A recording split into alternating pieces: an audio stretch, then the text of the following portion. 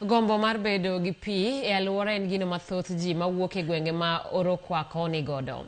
Kata kamano jodak ma Olkokwe e kaunti ma Baringo dhogi omoko tok pi magikia kama owuokie kelo negi midhiero matamre gi nono.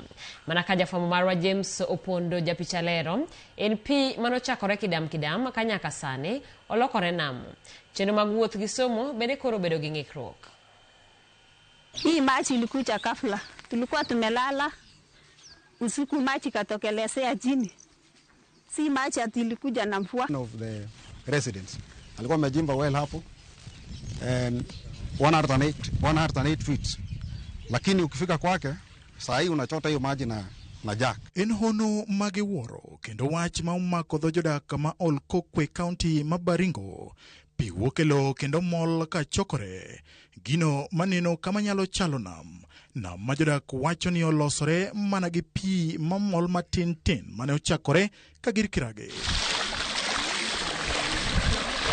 Pigno oselandore ka lachne koro hao mana kilomita 3. Okelo buok ne jodak makono ma puothegi ka achiel gi utegi koro nimo gino ma odaro moko kuomgi. Gima mako dhok ahinya en ni gwenge ma Olkokwe pok obedo gi koth kuom thuolo malach. Ilianza tuseme siku 2 nyumba ikaanza yani ikakuwa sijui unyevu hivi. Tukakaa siku 2, siku ya 3 usiku maji katokelezea, tulistukia tu maji inatambaa. Viatu inatambaa kwa nyumba. Tukakaa siku 1, siku ya 3 chips wakakuja wakatuamisha. Justin Kibet ma en jalup ruoth ma Olkokwe olero ni familia mohew 60 ni kama tek ka familia ariyo to osedar e miechegi. Hii ndio mashamba yao kwa ukulima, chakula ya mifuko, tena en maji.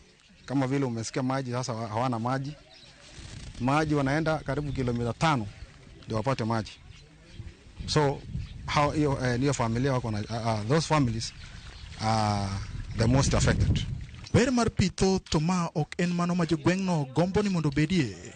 En pi madum kendo ok nyal modhe. Cham bende owang'o e puothe. E kinde ni ma jo Kenya yudo pek yudo nyanya magiloso godo kado. Nyanjo Olkokwe to wang' nikech pi ma ok ging'eyo kama wuokie. Haribu sasa mimea. Haribu marakwe, mahindi. Tunaona hata miti ile ilikuwa area hiyo imeanza kukauka. Imeanza kukauka kabisa. Tunaona sasa ni hatari kabisa. Eneo hili la Kamaech ndio watu wengi hutegemea kwa chakula. So this year hakuna mavuno na ninaona watu wataumia kwa sababu ya chakula. Jolonye weche mag ng'iyo chal mar lowo kotelnegi gi Elizabeth Akinyi lero ni nonro margi ma awiye nyiso ni pi manie bwo lowo e gwengego thoth kendo wuok e wi lowo. Kata kamano bende ok ginyalo wito oko paro ni nam manyien nyalo chakore e alworano.